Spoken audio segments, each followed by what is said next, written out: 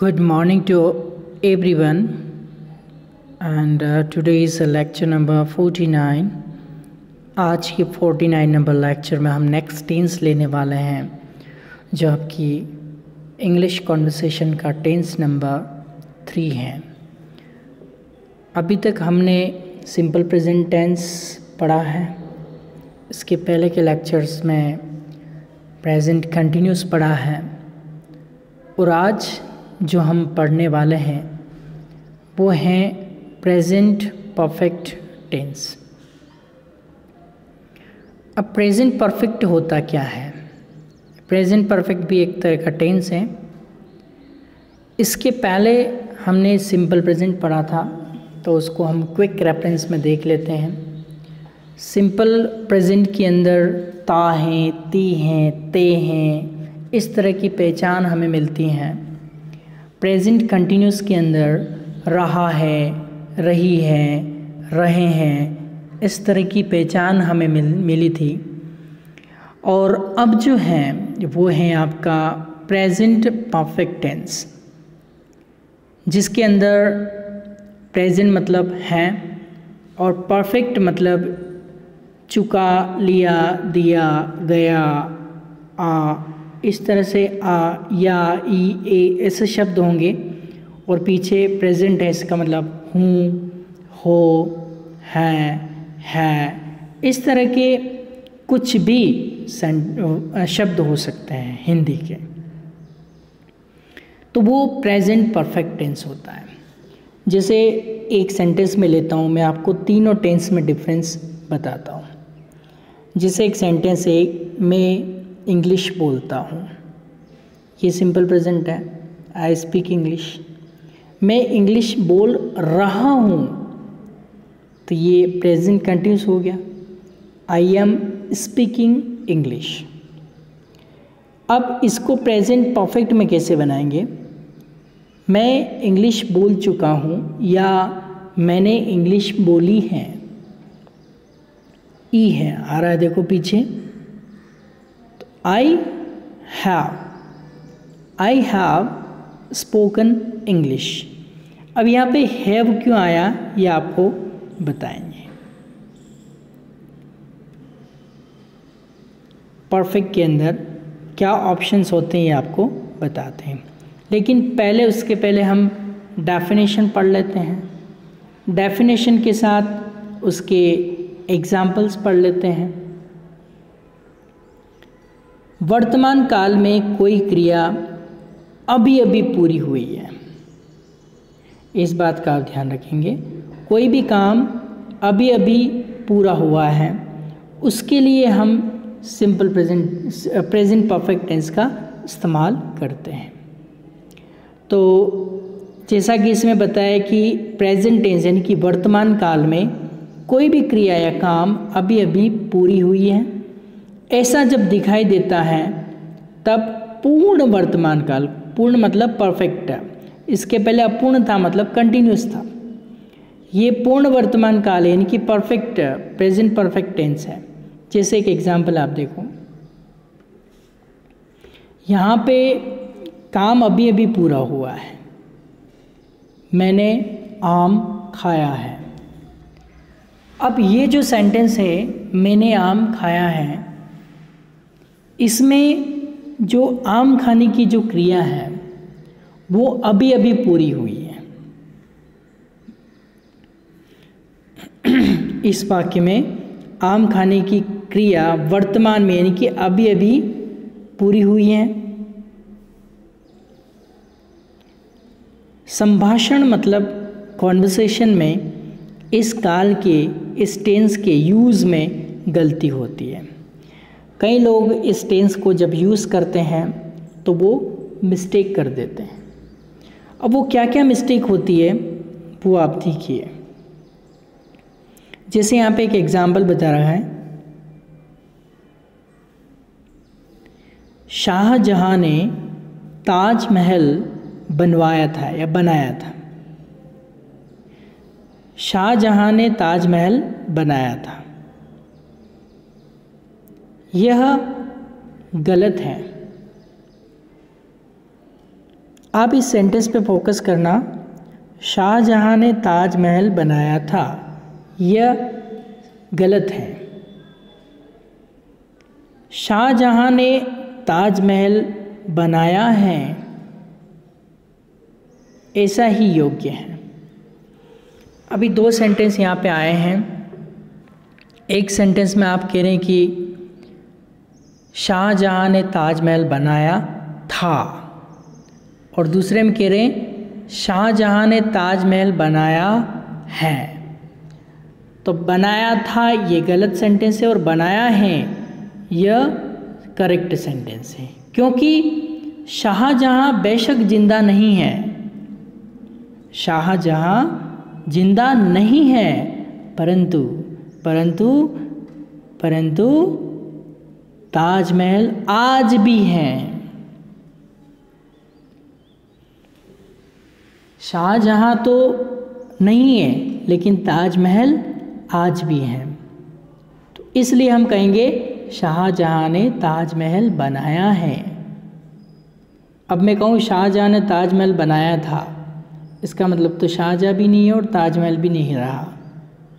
और मैं अगर कहूँ शाहजहां ने ताजमहल बनाया है, बेशक शाहजहां नहीं है, लेकिन ताजमहल आज भी इमारत के रूप में खड़ा है।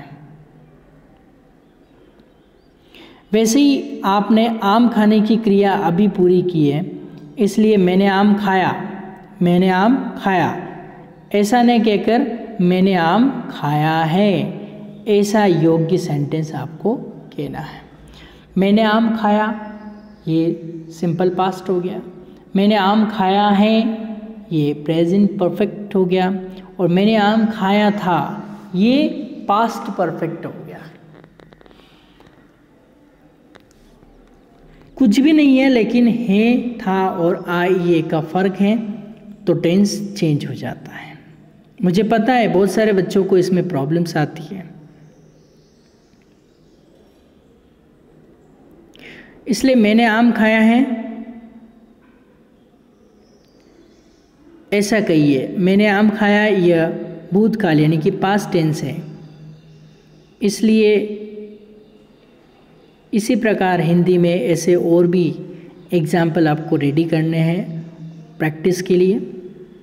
तो यहाँ पे हिंदी में इस टेंस में पीछे जो लास्ट अक्षर आएगा, आ हैं, ई हैं, ए हैं, आ हो, ई हो, ए हो, या इस तरह से कोई या शब्द इस तरह से आएंगे आपके, या ई ए आइए, मतलब आ शब्द आएगा, आइए, हूँ, हो, है, इस तरह के शब्द आएंगे, तो वो प्रेजेंट परफेक्ट टेंस होगा। इसकी प्रैक्टिस कैसे करनी है आपको पता है, प्रयास कैसे करें। नीचे जो स्पोकन की जो 6 टेबल्स हैं, यानी कि simple, negative, interrogative, interrogative negative, WH interrogative और WH इंटरोगेटिव नेगेटिव की 6 टेबल्स हैं। हर एक टेबल में जो स्पोकन क्रिया के 10 सेंटेंस हैं, देखो 10 सब्जेक्ट हैं तो 10 सेंटेंसेस हैं।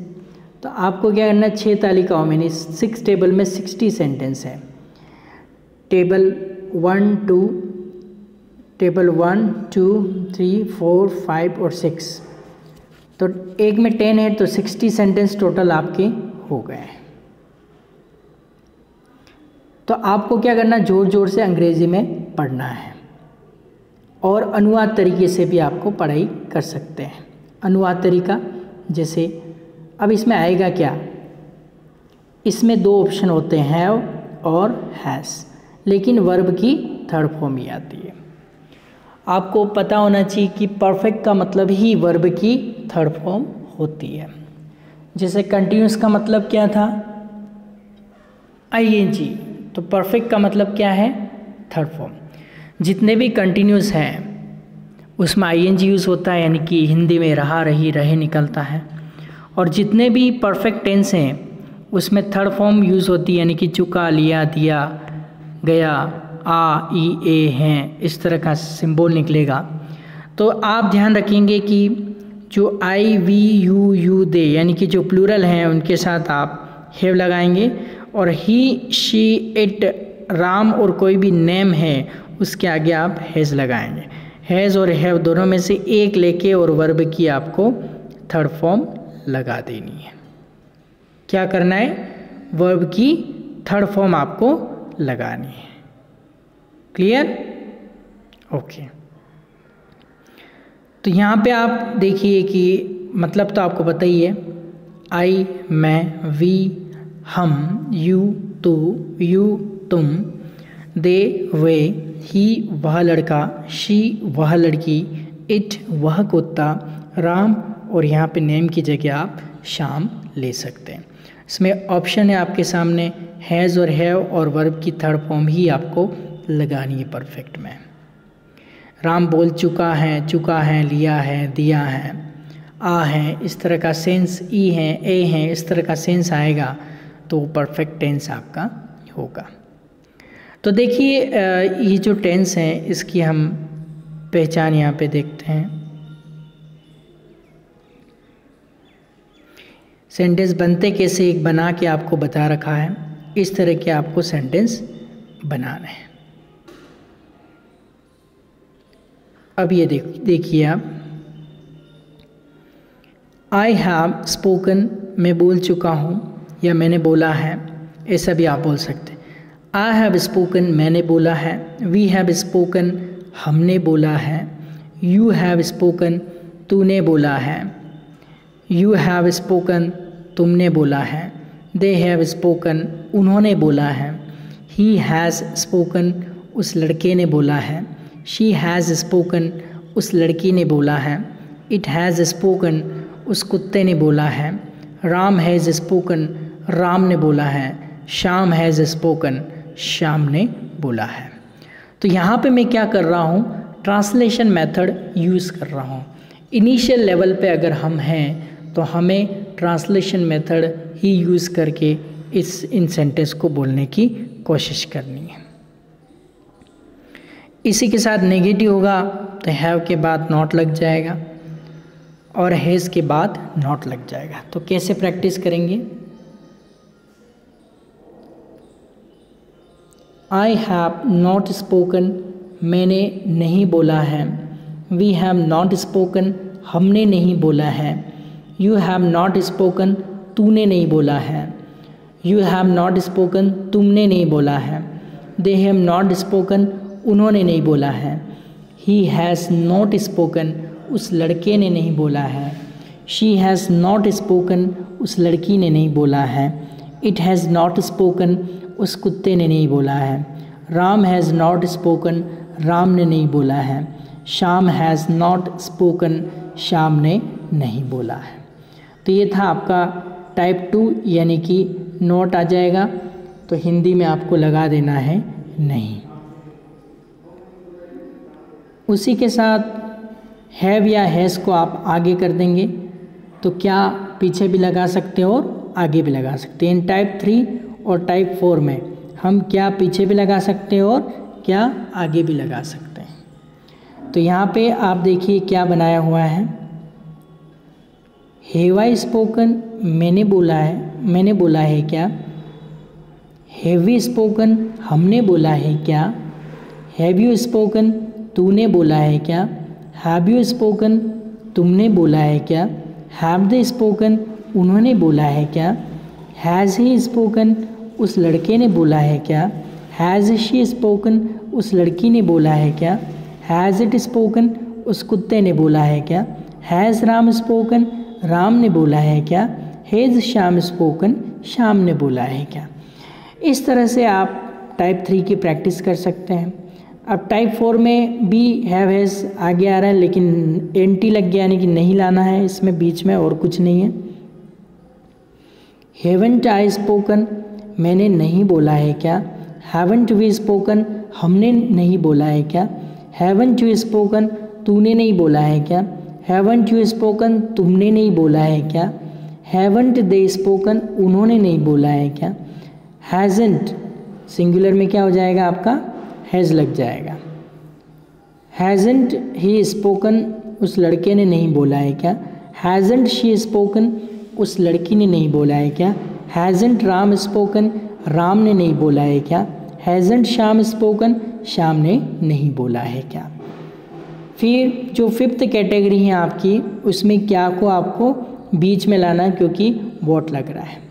डिफरेंस कुछ नहीं है, ये जो है थर्ड वाला इसके आगे वॉट लगा दिया और कुछ नहीं किया, और ये एच को स्मॉल बना दिया, और पूरा एज इट इज़ सेंटेंस वैसा का यथा रूप में है, वैसा का वैसा रूप में है, वैसी के वैसी फॉर्म के अंदर ये सेंटेंस यहाँ पे है।